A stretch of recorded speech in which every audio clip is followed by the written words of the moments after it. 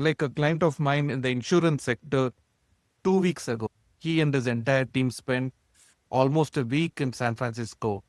And he comes back so excited about what he saw. And he tells me, Bharat, we are not doing anything that what I saw in San Francisco.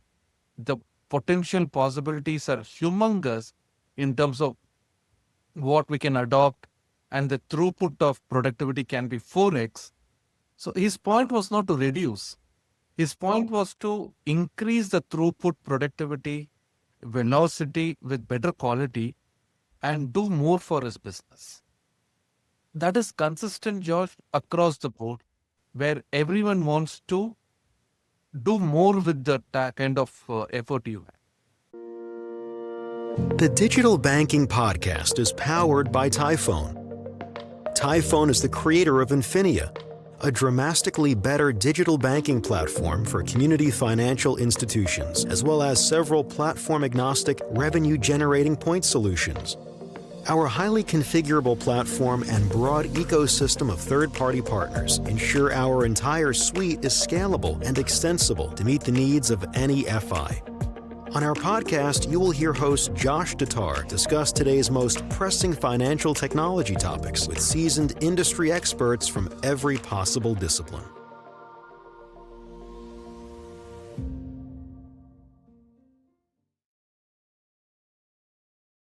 You know, your podcast hasn't officially made it until there's ads in it. But this is one you're not going to want to skip past. And, well, if you do, feel free to hit that fast forward 15 seconds button twice. Ever wonder what gives me my energy and enthusiasm during these podcasts? You know, outside of my relentless desire to learn about, connect, share, and build up community FIs and their mission to support the communities they serve? It's coffee, and lots of it. Now, you want to know what's better than your regular old coffee?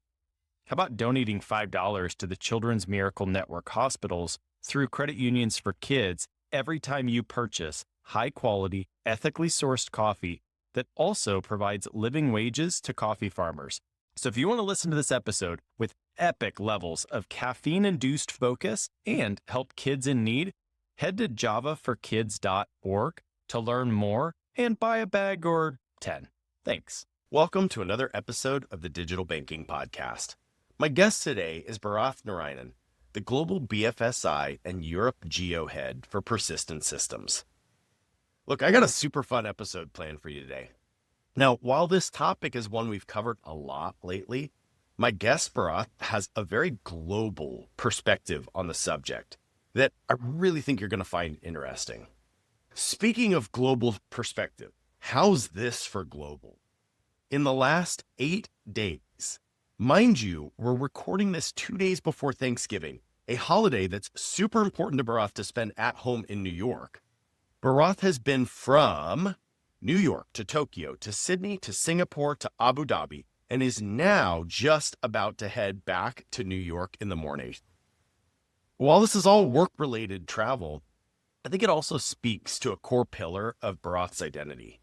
He said to me, while I'm a true Indian at heart, I like to be thought of as a global citizen. As he's evolved over the years, this global exposure taught him a few very important lessons. One is to continue to double down on being you. Truly, unapologetically you, no matter where you are. But it also taught him to learn and to grow and to take inputs from other cultures, geographies, and walks of life. And it led him to a philosophical principle that guides him as a person now. And it's the concept of being completely authentic, transparent, and accountable. He mentioned that in all his experiences in life, with all the people he's met, lots of leaders talk about those characteristics, but not all of them live up to it. So his goal is to keep those as guiding principles for him. Every year, he said his goal is to peel another wrapper off himself to be more and more authentically himself. And as someone who described his younger self as, quote, average, he has seriously surpassed that in his pursuit of making a difference, really focused on the humanity of how we do work in business. Now, after 24 years at the same company, just 2 years ago, Thanksgiving week, actually, so serendipitous of our recording today, after just thinking about taking a break from the professional world, he was convinced to jump back in and start a new project and is learning and collaborating globally on a daily basis. If you ask me, that's some pretty cool stuff. So, Barath, thanks for joining me. Welcome to the show, sir.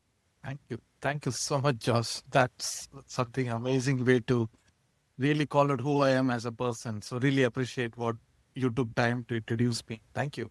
Looking forward. Oh yeah, no. From the first time I got a chance to just have a little bit of an introductory call with you, it was so obvious that you've just got such a unique perspective on the world. And I just love that about you. And it was like every time I've talked to you, I've taken away one new interesting nugget. And what's crazy is they've all been from totally different subjects. And I actually want to start the podcast with a gift to our listeners.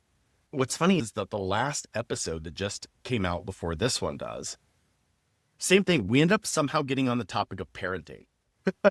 And I think that's one of the things that's so cool about the podcast medium as content is you go all over the place. And my running joke is I think at this point, if I'd known what this podcast would become, I probably would have named it something different when we started it. It's because what does parenting have to do with digital banking? I don't know. I'm sure we can find a connection somewhere. But anyway, I digress.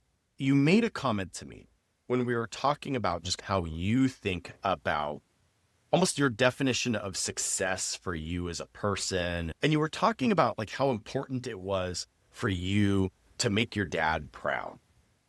And as a father now of two younger kids, like I think about that, but I more think about it as I want to be proud of them. And it's going to be cool when that shifts and they want me to be proud of them. And I'd love for you to just describe what you described for me as that kind of light bulb moment when it switched for you and you were thinking about how somebody introducing you and your dad and that change was.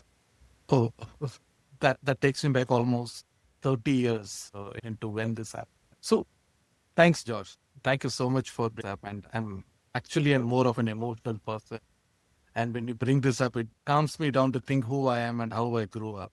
So this is sometime 1996 when one of my friends' mom, very closest friend, and this is the household, and she's another kind of a person who mentored me and brought me up during my childhood. And she made a statement one of the evenings stating that what really matters in life is whether you would be called as Mr. Narayanan's son, my dad's name is Narayanan, or at some point when it turns out to be, oh, here is someone who is Bharath's father. And that is the proudest moment for both you and him. And that is something you want to keep with you, Barath. And I don't know, it just stayed with me. Of course, my dad is my role model. And if the hard working and commitment to whatever I do comes with me today is from my dad, whom I've looked up and grew up throughout my childhood. And even today, I look up to him, his discipline, where I'm nowhere close to his discipline, right? Your father is mostly your role model, always. And that this statement from somebody who also brought me up as her own third kid made a big difference to me. Today, when I see my daughter and somebody, when they say, oh, here is Medha's father, my daughter's name is Medha. And somebody, if they say, oh, this is Medha's father who's going in there, I can relate back to that. And I really feel proud about it. That's cool. I know. Yeah. Now I'm excited for the day where somebody's, oh, you're Jack's dad? Yeah. Wow. Because then you're like, yeah, then your child is the one on the pedestal. True. And you've taken the step down. I don't know. That was just, yeah, I told you, I was like, I'm taking that away from our podcast. I'm probably going to learn a bunch of other like cool work related stuff. But that was a really solid takeaway that I felt like is going to totally change how I think about my relationship with my kids as they grow. That was really cool. So thank you. Right. What's funny is that also kind of leads into talking about the discipline. And man, thank you so much for somehow managing to squeeze in this episode with me, with all you've got going on, going into the holiday. Loyal listeners of our podcast and followers of my LinkedIn I get all sorts of comments all the time from people about how impressive they think my work travel is and how much I do. And then someone like you comes along and I'm like, yeah, trust me, mine's not that bad. That's a whirlwind tour, sir. It is. And many of my own friends who are very close to me, why do you really have to travel? Is it really you enjoy traveling, or is it like you can't be in one place? In fact, a client made a statement yesterday. Would you get uncomfortable if you're not traveling at all and hence start traveling? Various elements comes in, right? But to me, it is truly, I enjoy being in front of my customers, Yeah. genuinely, right? And even though I'm traveling so much, there has not been a day where I wake up and I feel uncomfortable. Oh, shoot, what am I going to do today? Because Yeah. whatever you're doing, you're so passionate about that. And to me, travel is just an enabler for you to go and meet my clients. So for my clients' conversation and meeting, I would go anywhere. And that's what keeps me Yeah. going in my journey. So I tell you what, I feel you on a very deep level on that statement, because I feel like I've had a very similar realization to that, even just not that terribly long ago. And it came from, I was talking to one of our customers when I was traveling, and it was one of those just back to backs. I hadn't been home. I hadn't seen the kids in a while, and it was hard. And my customer asked, they were like, do you enjoy the travel? I see all the travel that you do. And they asked me, like, if you could give up one part of your job, would you give up the travel? And it made me think. And my answer actually became more important for me than it became to answering the question. And I said, actually, the very first thing that I would give up in my role, if I could, would be the travel. I would give that up in a heartbeat, because I would prefer to be home with my wife and my kids and here in my environment. I said, but on the flip side, the last thing I'll ever give up in my role is the travel. And it's because of what accompanies it is, even in this crazy digital world, which is a lot of what we're going to talk about today. Like, even in this crazy digital world where we've got all these productivity tools, all these collaboration tools, all these connectivity tools, I would still argue there is no replacement for sitting at the table with someone. And so I can't give it up. I have to go and sit with people, because the types of conversations you have are very different. yeah. Even this own conversation, Josh, if it was in person, both of us sitting across the table with a glass of whatever it is, a water or wine or whatever it is, it makes a huge difference, right? Even It does. my daughter, as early as last, asking me, with Zoom calls coming in, do you really need to travel? And when I said that, with an example, when I told her that when you go and meet a customer XYZ and the kind of conversation we have sitting across the table or even doing whiteboarding or different things, there is no replacement to it. And that is where you truly enjoy that. Now, there is definitely a balance, because when I travel, I do miss taking time out to spend with my own team members and various other things. But then I need to plan that in a different way. But for me, Yeah. what gives me a kick is being in front of customers and being able to solve their challenges gives me the kick. Yeah. Yeah, I'm with you. I know it's just a different type of conversation. And there's absolutely the types of conversations that can totally happen over Zoom and should, right? And don't need to result in a high cost of doing business and expensive flights and hotels, all of these things. But at the same time, there are certain conversations and certain collaborative elements of doing business that you can't put a price on, putting people in a room together. And so I think it's cool. We live in a very cool time in human history where we can do both. But even then, Barath and I were just talking about, because he did the New York to eventually Sydney. We were just talking about their, I think, what was it, late next year, they're launching the new longest commercial flight in the world. That's 22 hours, New York to Sydney. It's incredible that we live in a time where you can do that.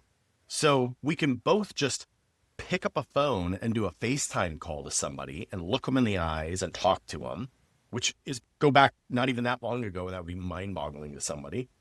And then at the same time, we could actually put ourselves on an airplane and fly from New York to Sydney. Like, it's just wild to live in that time where we can connect with people that we otherwise never would have, experience things we never would.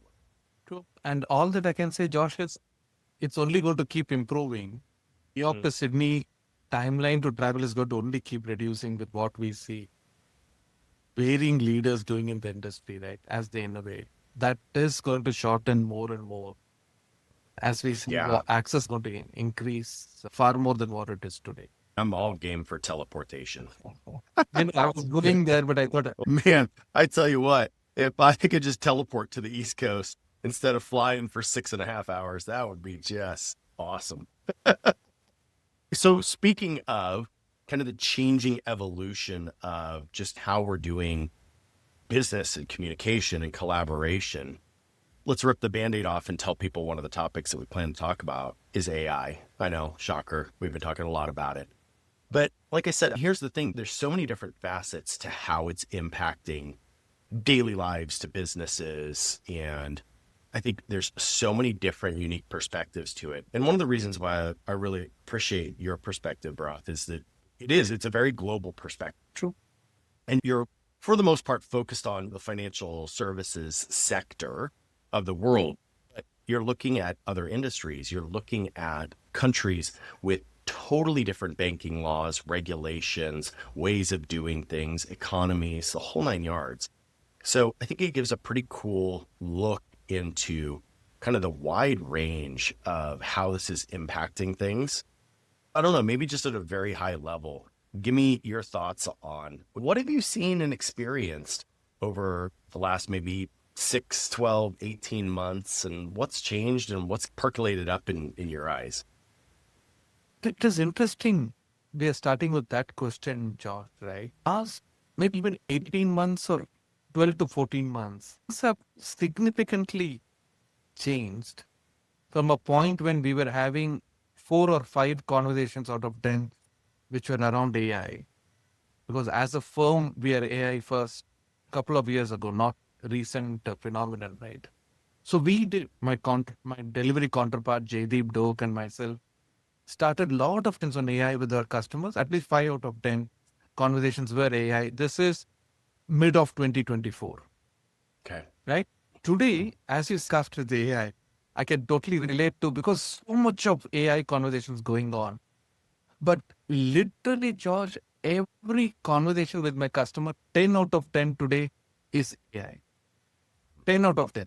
There is no discussion of solving a problem without having an AI element. Now, there is also a bit of a question coming into play, George, that a client of mine said 2 days ago. Are we over pivoting on AI for problems that need not really need an artificial intelligence or a Gen AI? It could be a simple automation, simple digitization. It doesn't really need a continuous learning at all. I agree to the client. So we are all moving too much around that. But every conversation has an AI element.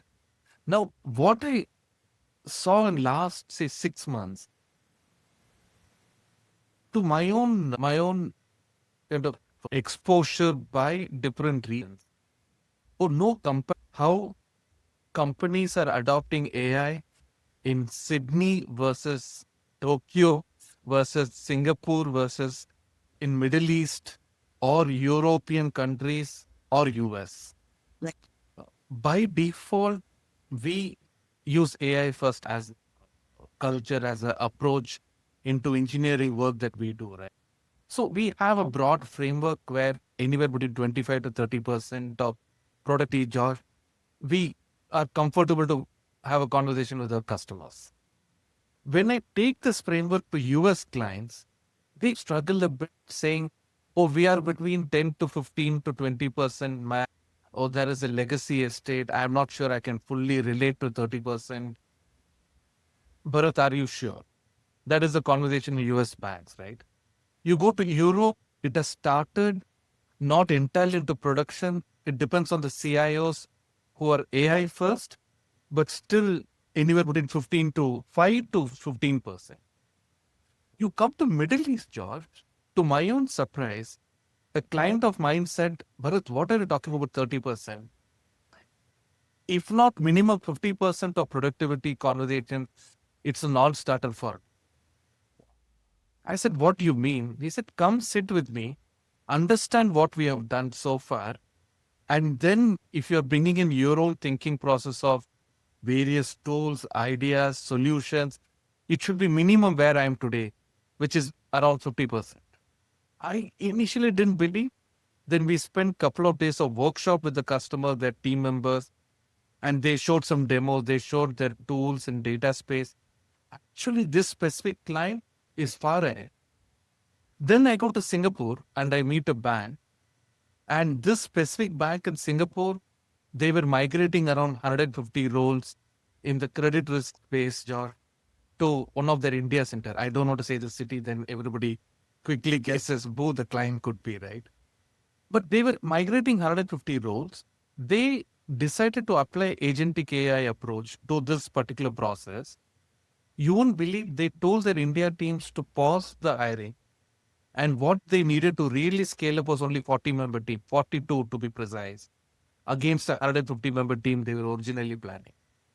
And then you go to Japan, totally very still lot of paper-related, non-digital approach to work.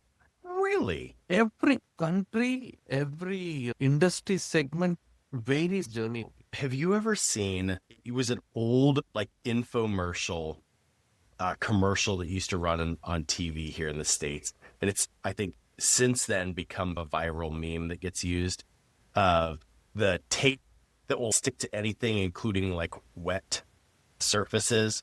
And the commercial was this like giant cylinder, clear cylinder of water with a hole and water spouting out. Uh-huh. And the guy has the black tape on his hand and just slaps it up against it and it stops the water flowing. And now it's turned into these viral memes. And the one that I've seen a ton of recently is a company is the water tank. And they're like, all of our problems are the water pouring out.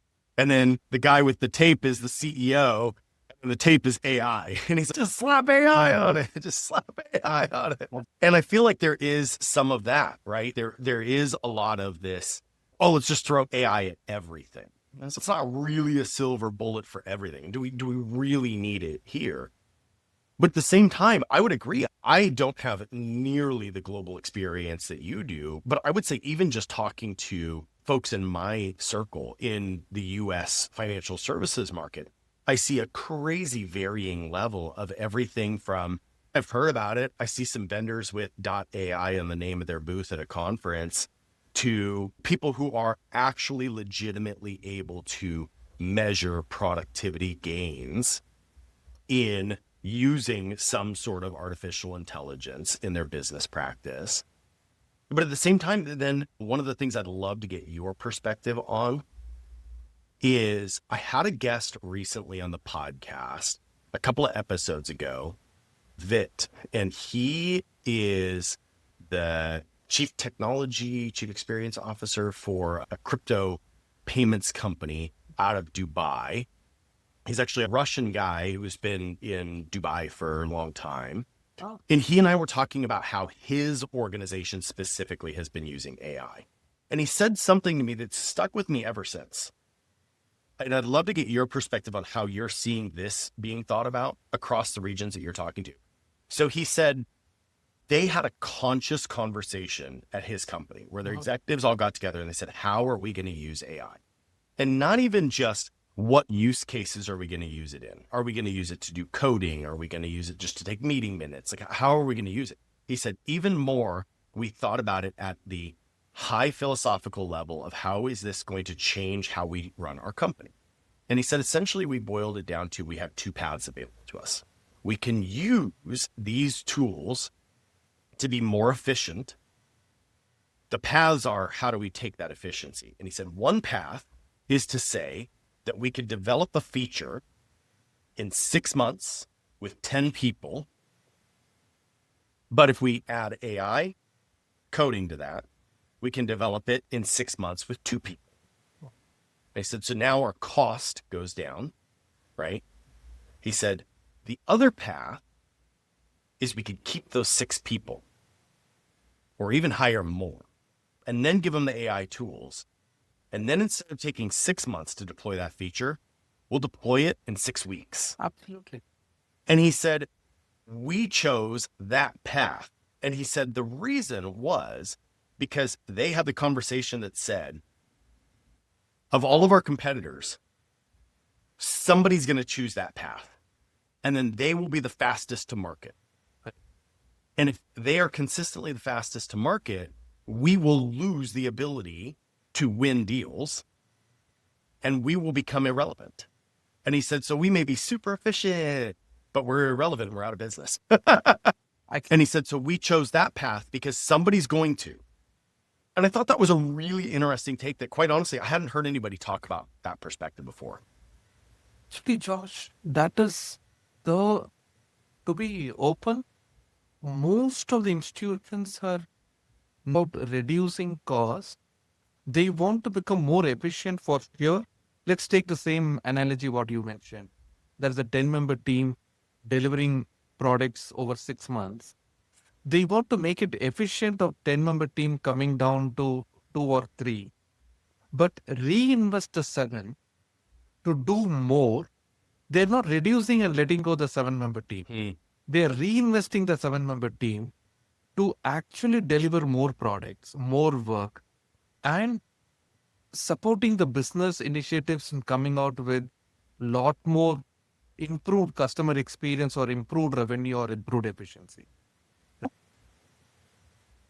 Depending on the customer's maturity of their existing legacy estate versus a fintech or a product firm, the fintechs and product firms are able to move much faster, right? And their ability to adopt some of the tools, things that are happening, like a client of mine in the insurance sector 2 weeks ago, he and his entire team spent almost a week in San Francisco. And he comes back so excited about what he saw. And he tells me, Barath, we are not doing anything that what I saw in San Francisco. The potential possibilities are humongous in terms of what we can adopt, and the throughput of productivity can be 4x. So his point was not to reduce. His point was to increase the throughput, productivity, velocity with better quality and do more for his business. That is consistent, Josh, across the board, where everyone wants to do more with the kind of effort you have.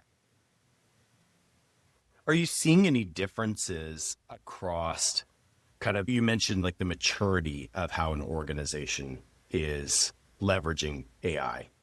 Are you seeing a difference? You said across the different countries, like the percentage of utilization. Are you seeing that maturity and that percentage of utilization? Is that also having an impact on how they're thinking about strategically using these tools?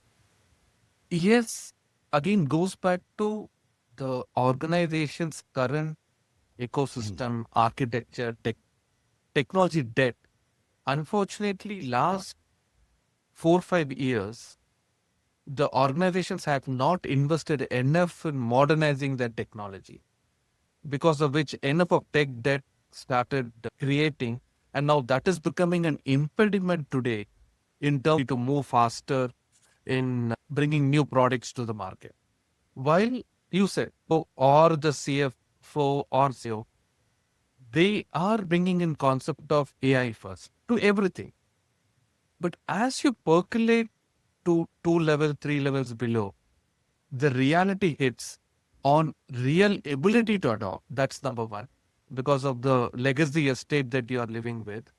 The second element which came up even yesterday's dinner meeting is the change management that is required in adoption of AI first culture is not easy. And that is not taking center stage yet. In terms of the new ways of working using AI, needs you to totally reimagine how you should be operating in new scheme of things. Like our chairman mentioned this to a client sometime in early this year, March time period of this year. He gave a perspective that an enterprise, a large enterprise, if you want to radically simplify and improve your cost base to reinvest, the way to look at an enterprise level is Imagine the enterprise operating with the agentic AI architecture, right? Either on the process or on the technology side, apply agents and look at what agents can really perform the process that is being done today manually or by different systems. Whatever cannot be completed by the agents for various reasons, the residual is what the manual effort should be thought through. Rather than taking a process and trying to digitize, you apply agents first, right? And then look at what is the residual real manual effort that you need to have in place for execution or STP. Now, the same thought I took with another partner in one of the big four firms, and he and I were deliberating this. And it actually resonated. He was speaking to one of the global banks in US, right? And they were all moving towards use case model. They were identifying 20, 30 use cases and they wanted to apply AI to those use cases. But this gentleman was saying that if you have 40,000 people doing operations in various form and shape, it is not about use cases. It is about agents literally coming in and looking at the entire process architecture and business architecture. See how does the agents fit into that? But have people adopted to execution to this extent? No, not at all. Yeah. Far away from implementing totally an agentic architecture. But in the mid-size to fintech, much ahead, if you ask me. And we cater to fintechs a lot in my own space. I serve almost 45% of my business to fintech. And there we see a huge adoption of AI tools and processes which are much faster.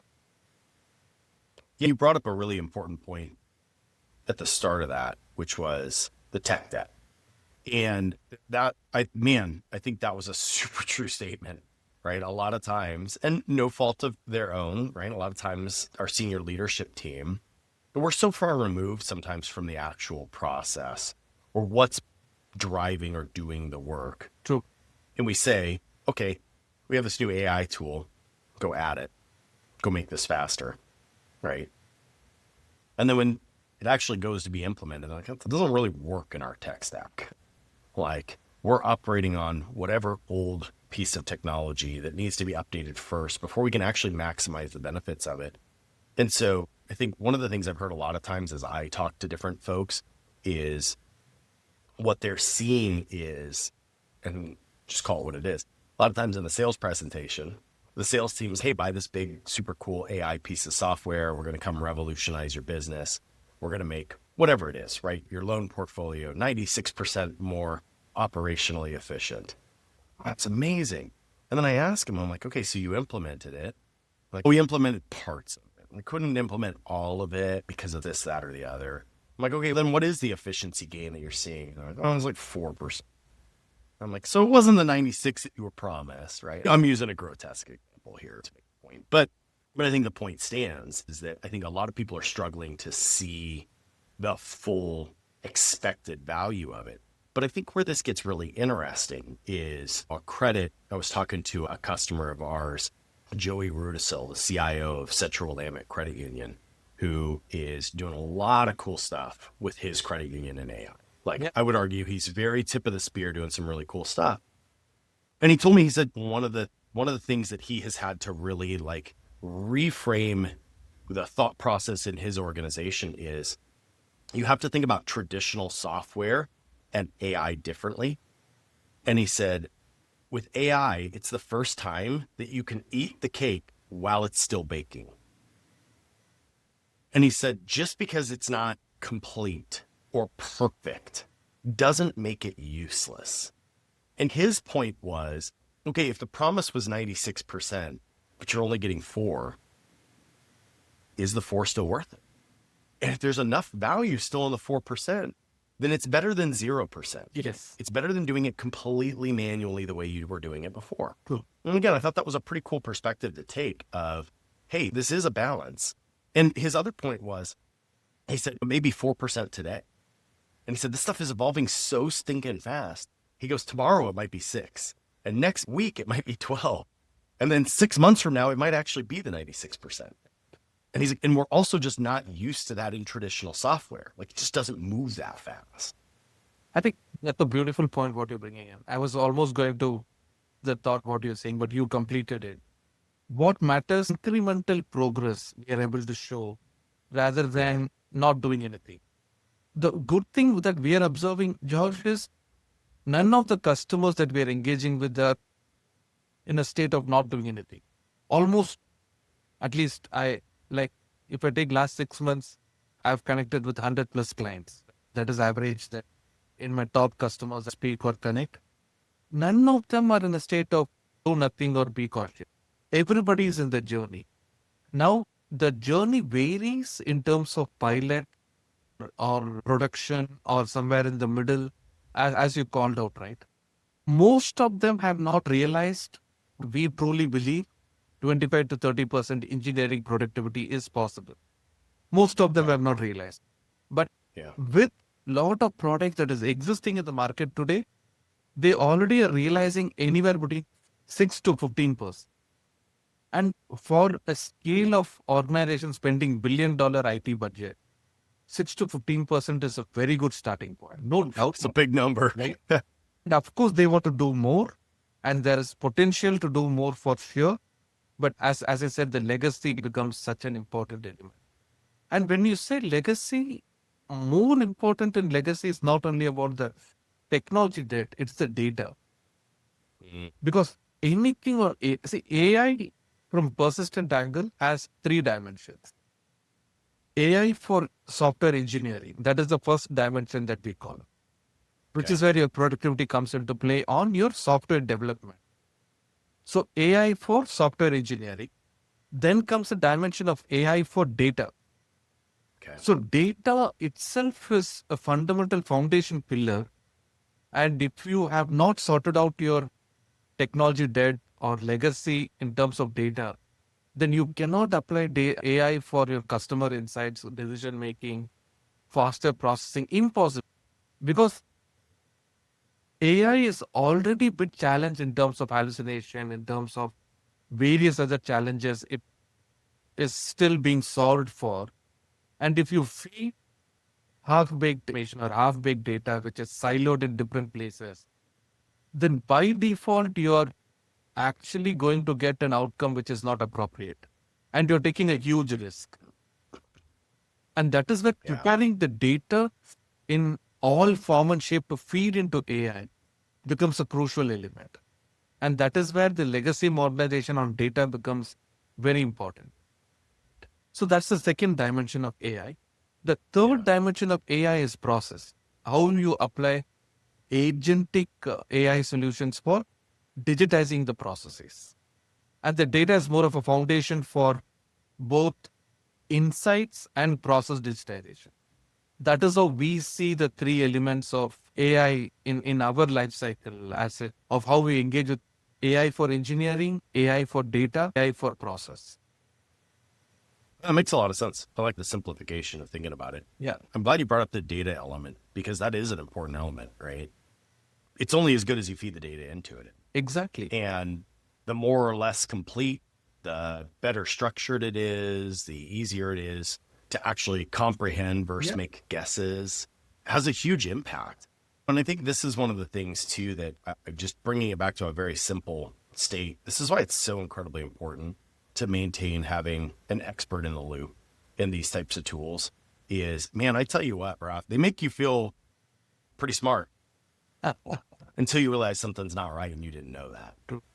You know what I mean? And so I think a big part of that is feeding the right data in so that you get well-grounded responses against that data versus making stuff up, because that's a reality. Yeah. And that is where the element of what you and I spoke, the whole governance and guardrail come into play. And especially when you feed halfway into AI tool, and then you use the outcome for some of your decision making. And if you don't have the right governance, it would be hugely disrupting for brand. I was speaking to one of the customers a month ago. It was actually also another podcast. where a client saying about the whole AI governance and guardrails. And I really liked what he said. But it is not about moving too fast in adoption of AI and getting some benefit of efficiency or revenue, but in govern it and with the right guardrails. One single challenge or a problem that hits my customer can derail my entire brand. And that is where it's even for me as a seller who's consulting to my customers, actually makes me think to step back on the ideas and thoughts we're sharing with customers on adoption of AI, especially that are customer facing. And Yeah. you have to be extremely thoughtful about where you're adopting. Yeah. And Uh, we go have ahead. to keep ourselves, put ourselves in customer shoes and thinking, is this solution going to put them into trouble or maybe less efficiency, but gives them a better journey? I like what you said, and that's what I keep telling my client. Incremental progression, Yeah. right? 4 to 6 to 8 to 12 to 25 to 30, rather than jumping out to 30% on day one and then some mistake happening in 6, 9 months, which takes away the entire credibility or the trust in the system. Yeah. No, I mean, it's probably an overplayed example and it's a simple example, and I hate to do it to him because I drive a Ford truck, but this was probably about a year ago or so. Ford launched an AI chatbot on their corporate public facing website. And Yeah. you could go in and you could query, hey, I'm looking for a truck that can tow 6,000 pounds, but gets 23 miles per gallon. Which Ford truck should I get? We're great at that. But Ford didn't put some guardrails around it. And you could also ask it, what sucks about Ford? Why should I not buy a Ford? What issues has Ford had with their warranties lately? Why should I buy a Chevy instead? And it would answer because it was just connected to an open chat GPT. And the best part was people quickly learned that Ford essentially had either a massive or an unlimited budget for API tokens. And people were going in and running massive projects to go and do things like generate code. Yeah. In Ford's instance, instead of their own, so they didn't have to pay for it. And so there's all these screenshots online of people using Ford's chatbot to do all this stuff, right? Or to have it even dog on its own owner. So yeah, you think about, okay, yeah, it probably helped a few people pick the right Ford vehicle or find a great local dealer. But man, how much did that cost them in reputational cost? Now, I would argue I'm also a marketing person, so publicity is publicity, and even bad publicity can be good publicity. So they got a lot of news out of it, and maybe people looked at Ford that wouldn't have before, but still, you have to argue that there's a brand and a reputational hit to it. And like I said, that's a super simple example, but a great example of just not having the right governance in place. No, another example, which I'm assuming also is overused. I don't know if you have come across this, the whole challenge that happened on Apple credit card. Literally, it's an open case that came out. Husband and wife had applied for a card with the credit limit. And it is AI driven solution. And the husband got higher credit limit. The partner got a lower credit limit. And actually, wife had a better credit score and various other parameters that showed she should be having a much higher credit limit than him. And yeah, the AI solution gave a different approval process for a credit as a guidance. And then the investigation, and it couldn't answer why. And the guardrails were not in place. And that is what becomes even more important and crucial. Interesting. Yeah. Try to think of too. Man, I wish I could think of the example off the top of my head, but somebody big recently, kudos to them, I think, for actually admitting what happened. But somebody big recently had a huge, I don't remember if it was an outage or a massive product issue with a piece of software. And it was because they were just trying to run too fast and they were doing AI code generation without an expert in the loop, without somebody validating it. When they pushed dirty code to production and brought a system down or had a major issue, I can't remember who it was, but it was somebody big recently. Okay. And to your point, yes, maybe they jumped straight to 30% increase in engineering efficiency, but all it takes is that one massive instance like that. And you could totally erase that 30% that you'd seen last year with just trying to dig out of that hole. So it's a double-edged sword. What are you seeing in terms of the differences globally in terms of governance and just how companies and even geographies are thinking about governing utilization of these tools differently?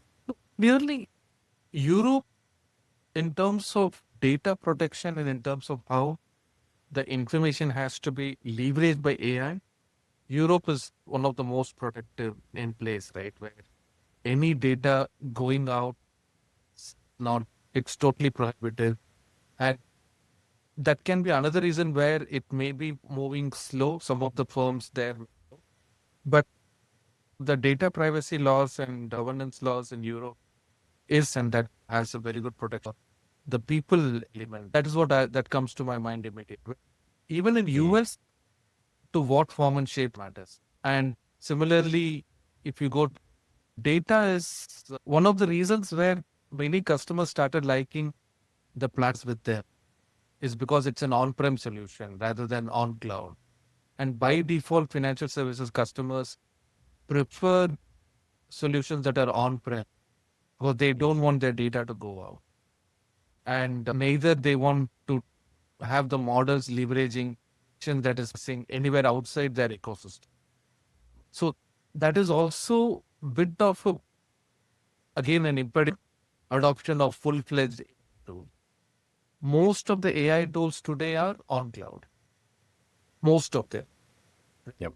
And that is where some of the challenges in adoption of even the software development lifecycle, what is required for customers to full-fledged leverage, starting from requirements to deployment.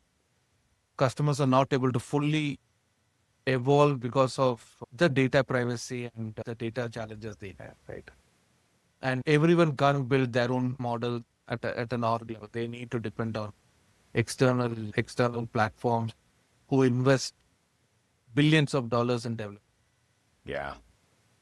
Yeah, it's something that, can we go down this path? I'm curious what your thoughts are. Yeah. The sheer volume of cost associated with this AI boom, I don't even think my little brain has been able to wrap it around. We are talking inordinate amounts of money, just like we've never seen before. And it's everything from just the cost of the physical hardware to the land real estate to put facilities in, to energy consumption, to cooling. And you look at, there's a lot of talk about how even just some of the major platforms like OpenAI and what their valuation is, how they're getting funding. There was recently some news about them even looking for some government assistance, which I don't know. I'll put my personal opinion out there. I think it's scary as all get out. So that sounds like what's that? And the famous circular reference of investments. Yeah. So do you think that there's also a huge risk of a bubble of some of this stuff? Because, sorry, I feel like I'm a little all over the place. I'm going to pull this back together. But it was because you were referencing like a lot of, think about just a community financial institution in the US, right? This is no shade or disrespect. You don't have the money to build your own Yep. competitor to OpenAI, right? We know what this thing costs, right? And so you've got to rely on some of these big firms to be able to access some of this. And then you run into the scary risk of, yeah, how much of our data can we safely feed into that? But two, you run into the due diligence risk. What happens if all of a sudden OpenAI one day says, hey, I know we sunk trillions into this thing and we said it was worth even more trillions. Turns out nobody else thinks that. And we're out of money and we're done and we're closing up shop. And you've built entire businesses practices around this. And all of a sudden it's gone poof out of the thin air.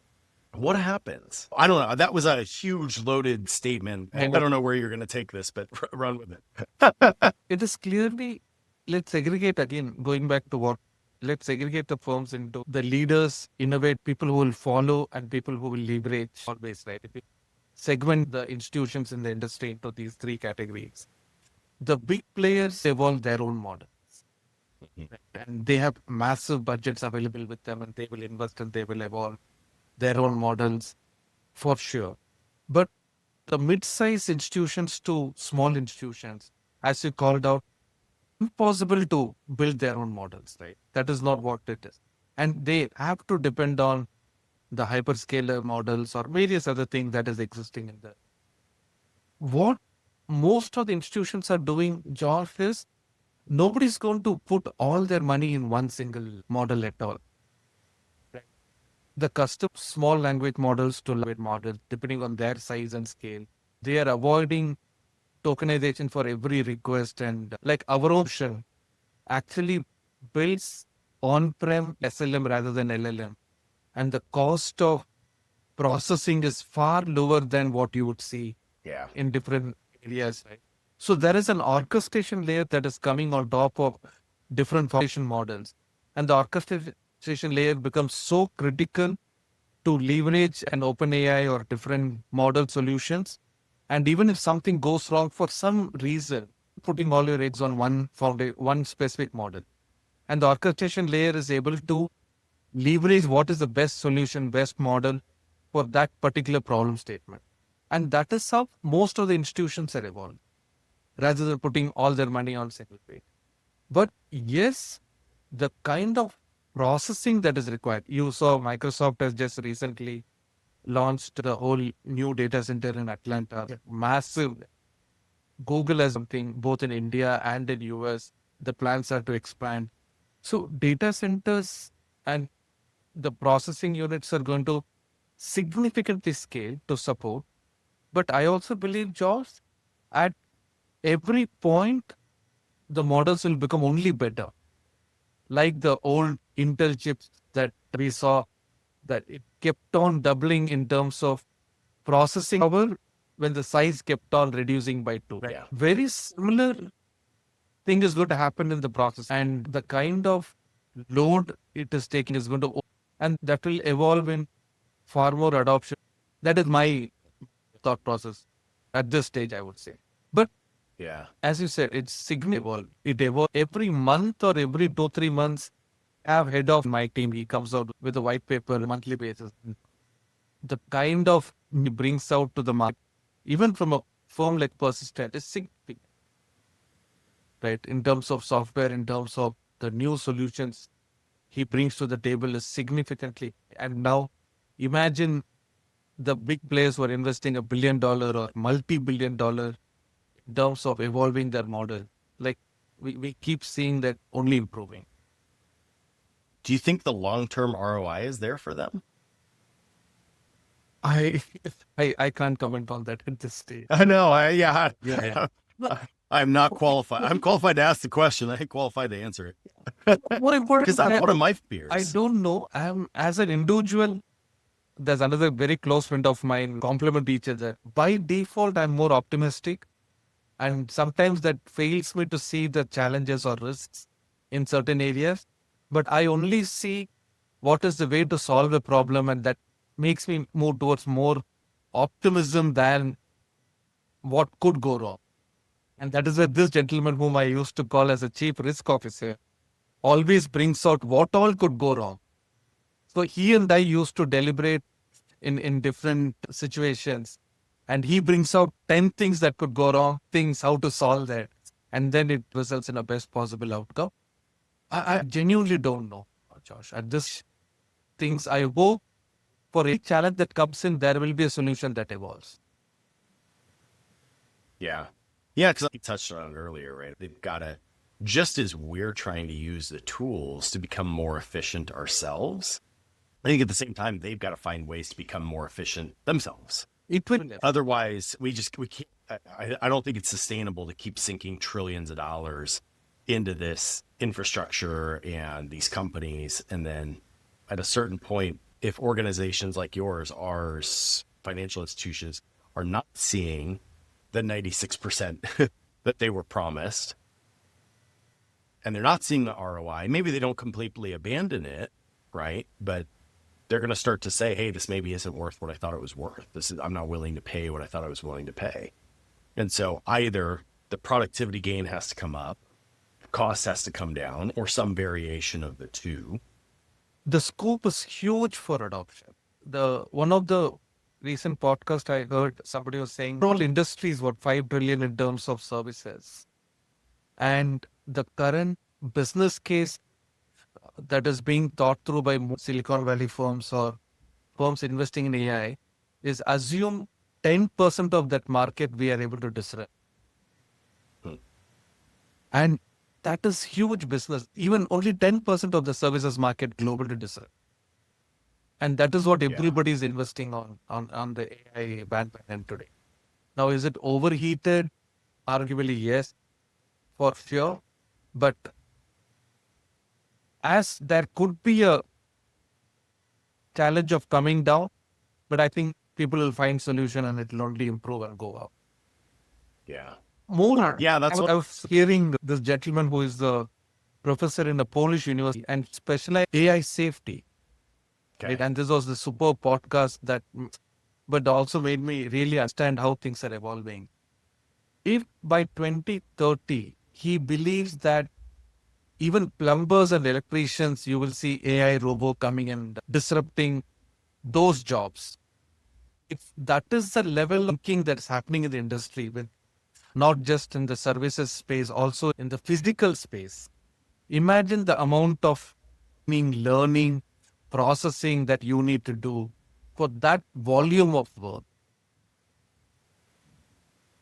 So the scope is huge, and that is where all these investments, I hope, will translate into something tangible. The point is always things move much faster at the beginning than what you can consume.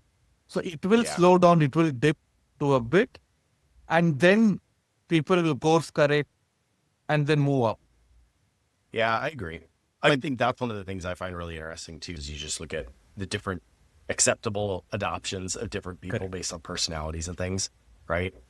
And everything is great in theory. And so, yeah, we can talk about how by 2030, we're going to replace plumbers with all of this. And will it actually? I don't know. Maybe it doesn't. But I think it's funny. What was it? One of the new, oh gosh, again, man, my brain is just failing me today. But somebody just released the first like home assistant robot that will do laundry and dishes and all of that. And I think it's what, $30,000 or $40,000. It's not cheap, but it's not like completely unrealistically out of reach for everyone. It's not like $10 million. And I told my wife, I was like, I totally want one. And she was like, no way in hell is that thing coming in our home. To start with. She was like, oh no, it wasn't even about the money for her. She was like, no way in hell is that thing coming into our house. She's like, not a chance. And I was like, what are you talking about? I was like, how much freaking laundry do you do a week for 2 toddlers? I was like, it's insane. I was like, imagine if you never had to do that again and you had a robot that did it for you. And she's like, no, I will do the laundry. There's no way that thing's coming in our house. So it's like, it even exists. It's like I could literally go out and purchase one if I had the money and have it. But actual adoption of it is different. I use a little self-deprecating. What's that? Go. For a minute, stick to that one specific example or use case. For that AI robo to be fully trained and not ending up any mistakes at home. Imagine the amount of training and data required and processing required to do that. Yeah. And now look at the kind of investment that's happening. Maybe the investments is not enough if you end up in 2027, 2030 with 100 million of these robots that is required globally. Then comes the affordability. Affordability will only keep improving in terms of what is costing 40,000 today. I'm assuming it will keep reducing significantly over that period of time. Yeah. Super simple example. This was really funny, actually. I don't know what made me even look at this. We went to Costco the other day just to do the bi-week or the twice a week Costco run, or every 2 weeks Costco run, right? But we walked in And Costco always has the flat screen TVs as like the first thing you see when you walk in. And I never really pay attention. We've got our TV. I don't even know how old it is at this point, but it works just fine. There's nothing wrong with it. We don't even watch that much TV. So I never pay attention. For whatever reason, Barath, this time I paid attention. They had a 95-inch OLED TV that's like as thin as my credit card for under $1,000. $100,000. Wow. Under $1,000. Oh, that's. I was like, this is mind-boggling.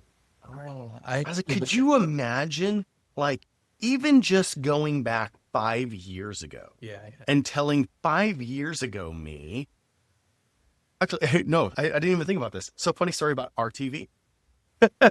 So when we moved into this house, actually almost 10 years ago to the day now, that's kind of cool. When we moved into this house, we bought a new TV for this space and we bought it from Costco. And I want to say whatever we got, like a 55-inch or something like that was like the flat screen. And I want to say we spent $2,000 on it. Oh, this is really cool. Like we're buying a really nice TV. It's our first like big, nice TV for this house, right? Which now is like a joke. But what happened was we bought it through Costco. We bought the warranty. Oh. We bought a 3-year warranty on it. 2 years into owning it, it went kaput. We went back to Costco. And we returned the TV. And I don't even know what it is now. So I'll probably I'm not going to use the numbers because I'll get it wrong. But let's say we have a 55. Now we have a 75. It's a far better TV. But the craziest part about this whole thing, Barath, was now we have an exponentially nicer TV in that 2 years. Went from looking nice in the space to completely filling the space. But the craziest part was, I want to say we got $500 back to use at Costco on groceries. So we got a way nicer TV and a refund. See, that's right? the Just that whole 2 point. years. Yeah, that's the whole point I'm referring to. And that's exactly what you're talking about. I'm an electronic gadget addict, right? So for Really? change my televisions every year or 2 years, I keep changing. So if it's a 95-inch television for less than $1,000, when I land in New York, I'm going to call. Yeah, you're going to Costco. That's one addiction that sometimes. Really? Oh, that's funny. Oh yeah, I'm literally a huge Apple fan. All my products around me are Apple gadgets, and I keep changing it every. I don't know. Okay, I have to ask then, because I've noticed do you really have 2 Apple Watches on? No, one Apple Watch. Okay. Oh, okay. Yeah. I was like, that's hilarious. Yeah. I was like, that might have been a first. Maybe you have the work phone and the personal phone with Apple. No. I have multiple phones, but no, one for sure. I'm using. Yeah. So I'm a big electronic gadget stuff, which is using AI now. Yeah, everything, right. And I think that's to your point too. Like the scale is going up pretty significantly. True. But I genuinely have a personal concern for is the utilization ramp the same as the cost and the governance that needs to go into it? Yes. Let's face it, like OpenAI has clearly proven that they will not treat your data with respect. We already know this. Like this is not even being hidden. See, that still keep bringing back a reference of my chairman in the pocket, because he's a technology visionary, what I've seen in an individual. And he made the statement, this is 25. He is addressing Persistence 450 member in a forum. And our CEO requested him to give a perspective of the technology option. And while he gave a lot of futuristic statements on what he sees in disruption in engineering, agentic AI, he spoke about it in Jan 2025 adoption.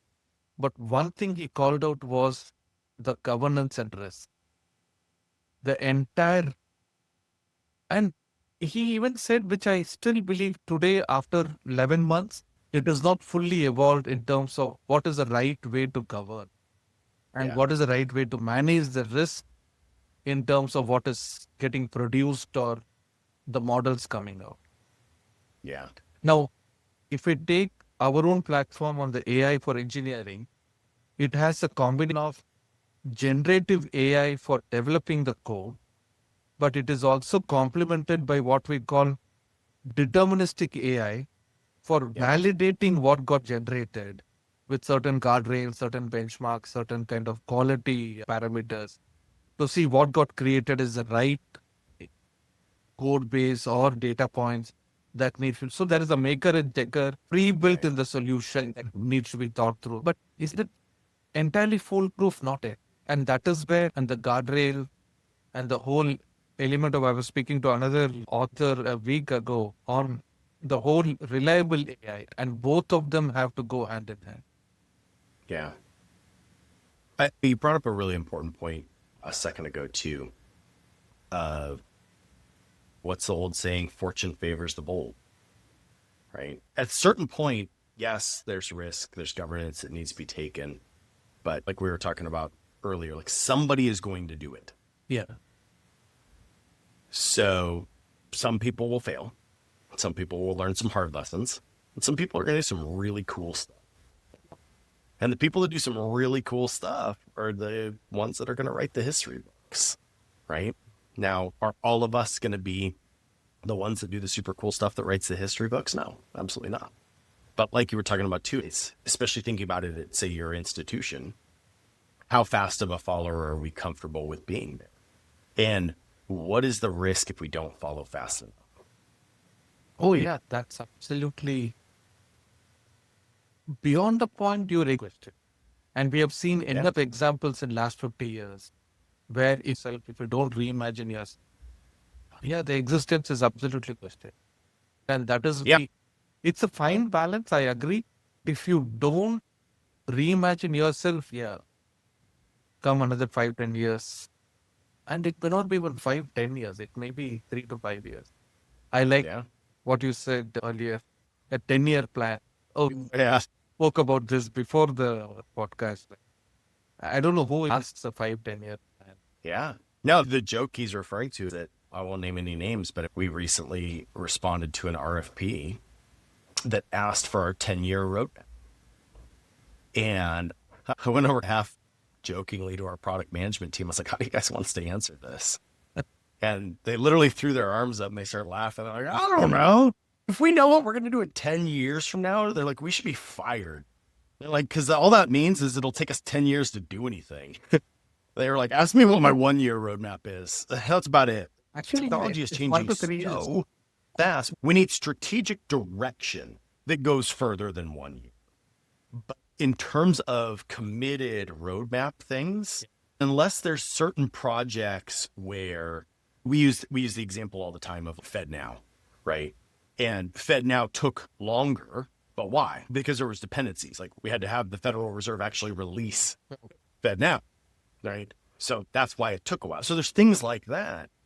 Man, if it's solely in our control, and we're saying, hey, this is going to have to take us 10 years to build, man, it better be something pretty big. Because that is just not the world we live in anymore. And that is, I think, a big change, I think, especially for very legacy industries like financial services. For all intents and purposes, a lot of elements of financial services have changed very slow over the years. And now we're seeing a rapid pace of evolution, unlike we've ever really seen before. I was listening to Satya Nadella recently in a podcast, and he made a statement that actually, he was actually stating that you have to be looking at 10 to 20 years future in terms of how it was not roadmap for you. It was more around, as a firm, what do you want to evolve yourself as a vision, as entire journey, which is absolutely needed. And I'm glad the way he's thinking in terms of how they're actually leading the journey in terms of adoption of AI through various different. So it's important to have a vision from a roadmap and plan. Yeah. So you need to revisit that every 2-3 years. Your plan has to be ready to make a new plan. That's my view. I don't know. Simplification, but With me. No, it's interesting, Barath, because I would say that's a very common trend. Actually, fun fact, you'll appreciate this. going back to how fast some of these AI systems have evolved, if I had tried this even about 6 months ago or so, I don't think it would have worked very well. About 2 weeks ago, given some of the latest updates that Google AI Studio has brought about in Notebook LM, I'm a huge user of Notebook LM, big fan. And Notebook LM now supports, I think, a little over 300 large, complex documents that can be uploaded into a single prompt and analyzed. Yeah. But you know what I did? I loaded the transcript of every single episode we've ever had on the podcast. Okay. If you listen from episode 1 to the end of your episode, I think today it takes a little over 9 full days straight without stopping, right? So it's that much content uploaded into Notebook LM, and I've started analyzing the podcast through Notebook LM, and it has been fascinating. It is. And it's crazy how accurate it is. Where I'm going with that is one of the things that it picked up on as a common trend was maintaining relevancy in the face of disruption. And to your point, we have so many examples from so many industries. The grotesquely overplayed one is Blockbuster and Netflix, right? But someone is going to disrupt your business, period, end of story. If your business makes money, someone wants to disrupt it and make that money in front of you. And there is a lot of money to be made in financial services, let's be honest. So you are crazy to think that somebody is not looking at that and going, I could disrupt that. How could I disrupt? And to your point, like our strategic vision looking 5, 10, 20 years out now needs to be, if I was not here and I was somebody who's trying to disrupt what I'm doing, what would I do? And how do I need to set us up to head in that direction so that we are in disrupt, because we disrupted ourselves. Right. And it was just fascinating to pick that up as a very central common theme throughout 140 episode podcast. It's crazy. Look, it's funny you said that. I think 126 episodes or 140 episodes. I think this one's going to be close to 140. Yeah. Okay. I saw 126. I was looking at it, but not for this podcast. I was preparing for a different podcast 2 weeks ago, and I wanted to actually understand. I didn't get time to go over the previous podcast this gentleman has done in the past. All I did was asking Gemini, okay, help me understand all the podcasts this person has done in last 12 months and give me a summary view.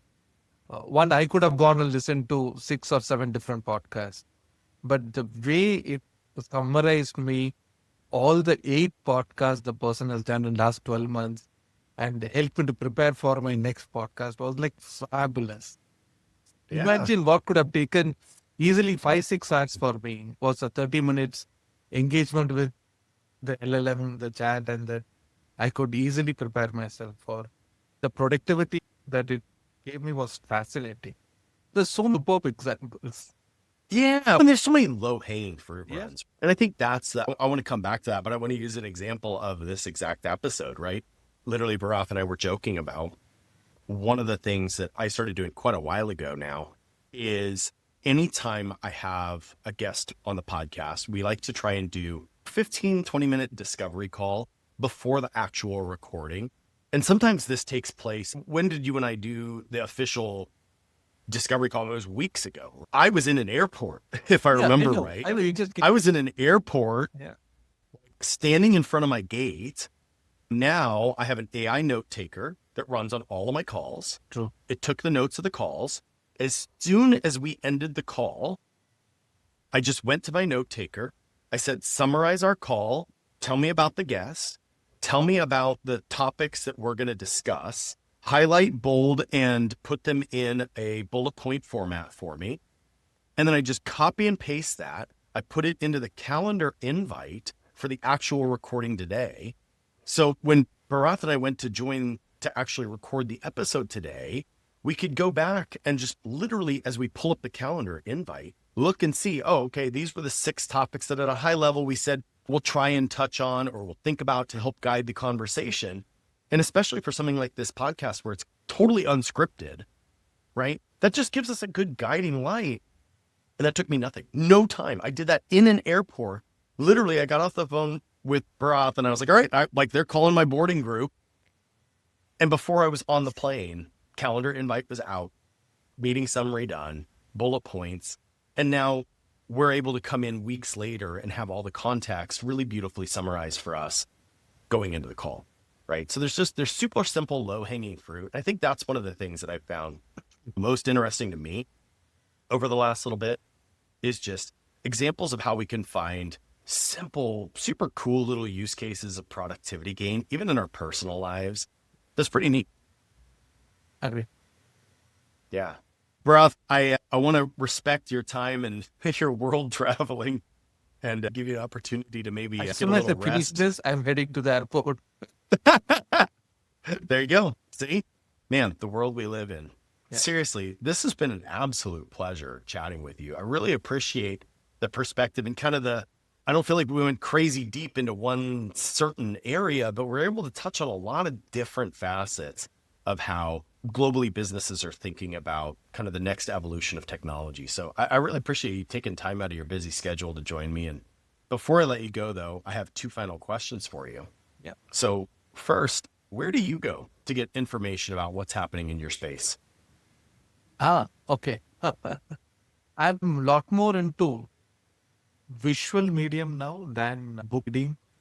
So I'm a lot into podcasts, varied podcast and varied subjects. And so that is one medium that I really got a lot more deep into. So less of reading, but more into video podcasts. Significant. I've started binge watching so many different podcasts on AI and technology and various areas. So that is cool. something. Any that stand out to shout out that people should go listen to? Okay. There's this gentleman called Nikhil Kamath, who is Okay. the CEO of Zerodha as a brokerage trading firm in India. And he has been he interviewed Sam Altman, he interviewed the CEO of Uber, Prime Minister of New Zealand, and he's targeting podcast for people group of 20 to 25. And for me, listening to this podcast is giving me a very diversified thought process of different people, different ideas, different engagement. Yeah. So that's been something. And few more. You're like 24, right? So No, there's the reason I'm watching this. There's a couple of them that I don't remember the people, but like the Polish professor that there was one, Jeffrey Hilton, that I done. I don't remember the podcast's name, I forgot. But yes, there's Jeffrey Hilton's 20 minutes podcast I enjoyed. Polish professor Roman Polski, if I'm not wrong, Dr. Roman. That was really good. Recently, Satya Nadella and Sam Altman did one podcast that I heard. There's so many of them that I follow. yeah, no, this has been fascinating. Safe travels back home and happy Thanksgiving. And congratulations on 2-year anniversary of a conversation that shaped a future. Hey, thank you, Barath, for coming and being a guest on the Digital Banking Podcast. Thank you for listening to the Digital Banking Podcast, powered by Tyfone. Find more episodes on digitalbankingpodcast.com or subscribe on Apple Podcasts or wherever you get your favorite podcasts.